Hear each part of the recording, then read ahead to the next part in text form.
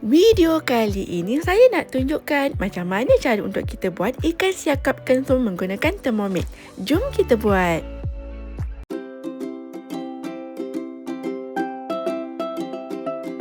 Mula-mula masukkan bawang merah, kemudian masukkan bawang putih, masukkan kunyit hidup, masukkan lada merah besar, masukkan lada merah kecil, kemudian masukkan sedikit belacan, masukkan nanas, masukkan air, tutup dan kisar selama 30 saat, speed 10. Dah siap? Kep daun guna spatula.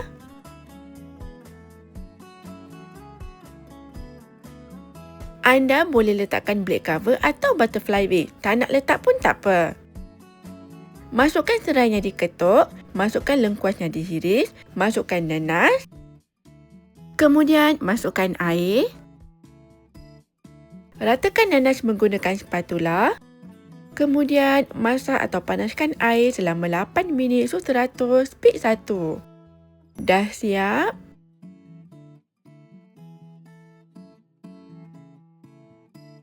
Masukkan ikan siakap yang dipotong. Kemudian masukkan sos ikan. Masukkan garam secukup rasa. Masukkan gula melaka atau putih. Tutup dan masak selama 4 minit suhu 100 di spoon. Anda juga boleh menggunakan open cooking mode.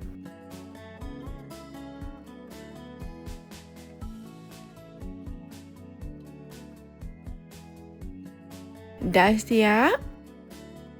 Anda juga boleh tambah sedikit masa jika ikan belum masak.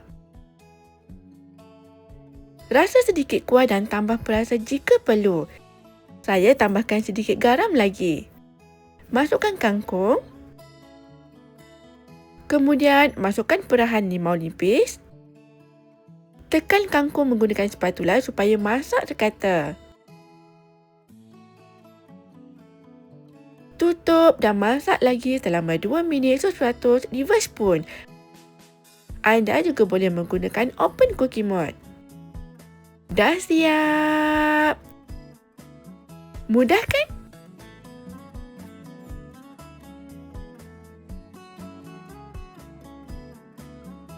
Sedia untuk dihidangkan. Selamat mencuba. Bye!